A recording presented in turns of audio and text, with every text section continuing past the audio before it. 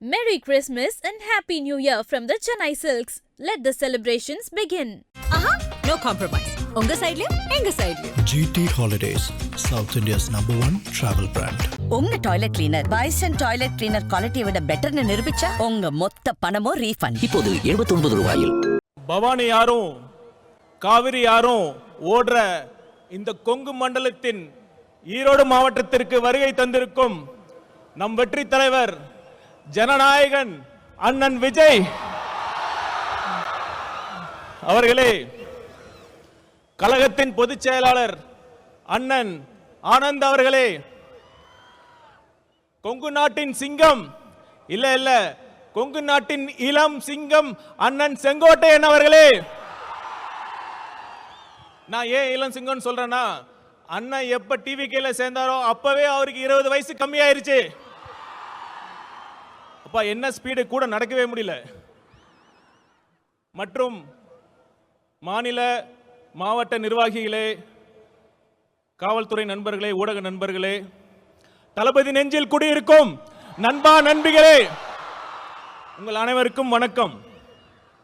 கொஞ்சம் யோசிச்சு பார்த்தீங்கன்னா, நம்ம தலைவரும் காவிரி ஆறு மாதிரிதாங்க.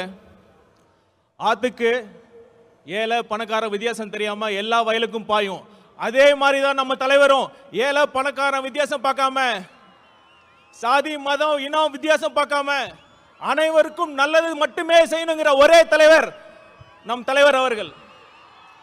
நம் தலைவர் அவர்கள் அனைவருக்கும், அனைத்து சாதியினருக்கும், அனைத்து மதத்தினருக்கும் பொதுவானவர். அதனால தான் நான் கேட்கிறேன், உங்களை பார்த்து கேட்கிறேன், அடுத்த முதலமைச்சராக யார் வர வேண்டும்?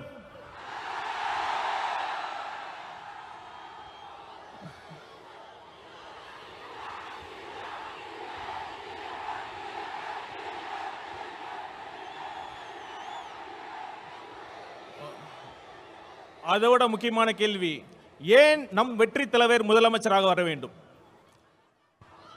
நம்ம தலைவர் எதுக்கு அரசியலுக்கு வந்தாரு? பணத்துக்காகவா? பதவிக்காகவா? இல்ல புகழுக்காகவா? இதையெல்லாம் போதும் போதுன்னு திகற்ற அளவுக்கு அவர் பார்த்தாச்சு.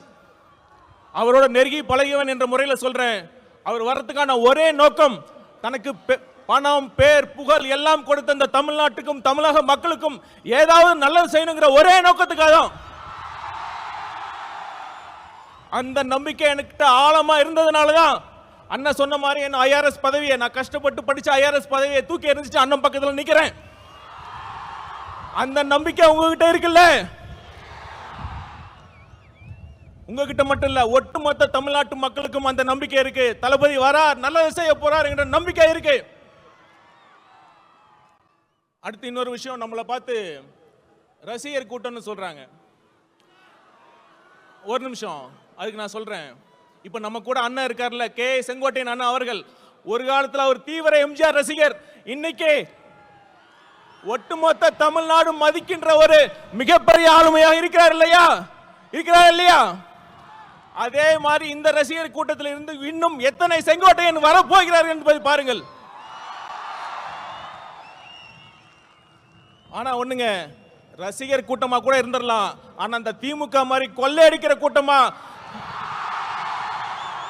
சுயநல கூட்டமா மட்டும் இருக்கவே கூடாது. சரி, ஒரு சீரியஸான விஷயத்தை பத்தி நான் பேசுறேன். பகுத்தறிவு பகலவன் தந்தை பெரியார் பிறந்த மண்ணில், இந்த ஈரோடு மண்ணில் அது பேசுறது ரொம்ப பொருத்தமா இருக்கும்.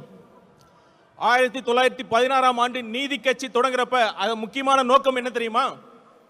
3% மட்டுமே இருந்த ஒரு குறிப்பிட்ட சாதியினர் முக்கால்வாசி அரசு பணியிடங்களை ஆக்கிரமிச்சிருந்தாங்க. நீதி கட்சியின் கொள்கையை ஃபாலோ பண்றேன்னு சொல்ற இன்றைய திமுக என்ன பண்ணிட்டு இருக்காங்க? 3% இல்ல, ஒரு குறிப்பிட்ட குடும்பத்திற்காக மட்டுமே, அந்த குறிப்பிட்ட குடும்பத்திற்காக மட்டுமே ஆட்சி செஞ்சிட்டு இருக்காங்க. அந்த குறிப்பிட்ட குடும்பத்தில் பிறந்துட்டா ஆட்சி, பணம், அதிகாரம் எல்லாமே. அப்படி இல்லைன்னா கடைசி வரைக்கும் திமுகவோட தொண்டனா உழைச்சி கடைசி பதவி கிடைக்காம கடைசியில சாக வேண்டியதுதான். இதுதான் இன்றைய உண்மையான திமுகவோட நிலைமை. திமுகவிற்கு, குறிப்பா அந்த குடும்பத்திற்கு சமூக நீதியை பத்தி பேசுறது எந்த தகுதியுமே கிடையாது. அப்புறம் இன்னொரு விஷயம், சிஎம் அவர்கள் நிறைய வாட்டி சொல்லியிருக்காரு, தப்பு பண்ணா நான் சர்வாதிகாரியா மாறிடுவேன்னு சொல்றாரு. எனக்கு ரொம்ப ஆச்சரியமா இருக்கு. நம்ம சிஎம் அவர்களுக்கு ஜனநாயகம்னா என்ன, சர்வாதிகார ஆட்சினா என்னன்னே தெரியல.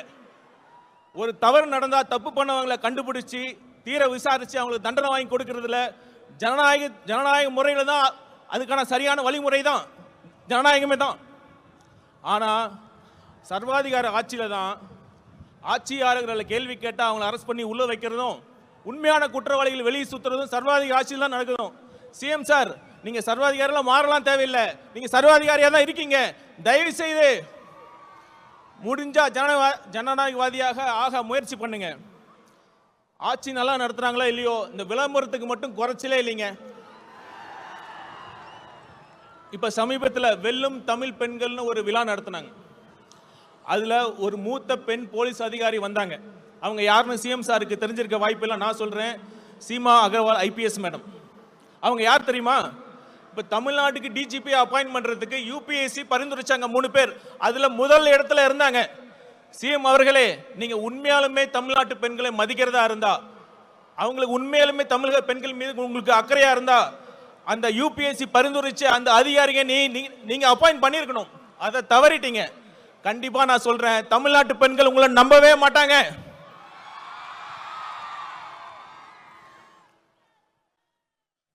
இவ்வளவு மோசமான ஆட்சி பண்ணிட்டு தேர்தல் நேரத்தில் மக்கள் வரி பணத்தில் அந்த திட்டம் இந்த திட்டம்னு சொல்லி இப்ப ஸ்டாலின் அவர்கள் கொண்டு வந்துட்டு இருக்காங்க.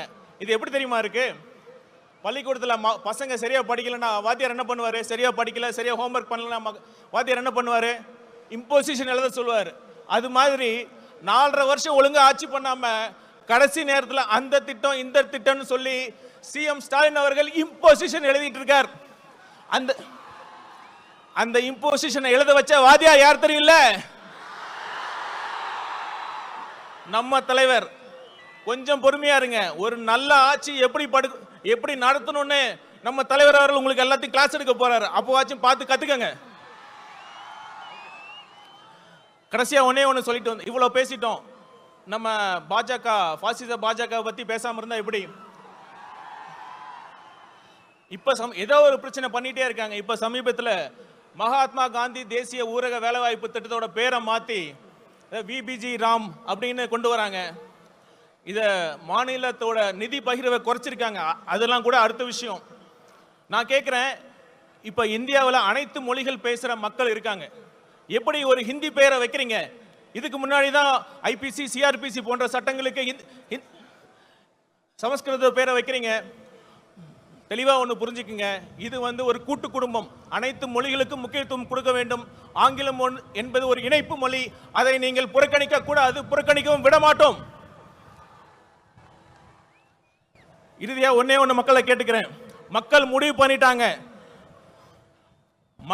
மக்களை வச்சு கோடிக்கணக்கில் சம்பாதிக்கிற தலைவரா இல்ல மக்களுக்காக கோடிகளை விட்டு போன தலைவரா யார் வேண்டும்? ஒரு குடும்பத்திற்காக ஆட்சி நடத்தும் தலைவரா இல்ல ஒட்டுமொத்த தமிழ்நாட்டு மக்களையும் தன் குடும்பமாக நினைக்கும் தலைவரா? ஆட்சி பண்றப்ப போட்டோ ஷூட் நடத்தி நடிக்கும் முதல்வரா இல்ல மக்களுக்காக சேவை செய்ய துடிக்கும் முதல்வரா என்பதை நீங்களே முடிவு பண்ணிக்கங்க. வீசும் புயலை வேலி போல யாராலும் முடியாது. அது மாதிரி நம் தலைவர் ஜெயிப்பதை யாராலும் தடுக்க முடியாது. நன்றி, வணக்கம். Merry Christmas and Happy New Year from the Chennai Silks. Let the celebrations begin. No compromise. உங்க சைடுலயும் எங்க சைடுலயும். GT Holidays, South India's #1 travel brand. உங்க toilet cleaner bison toilet cleaner குவாலிட்டியை விட பெட்டர்னு நிரூபிச்சா உங்க மொத்த பணமும் ரீஃபண்ட். இப்போது 79 ரூபாயில்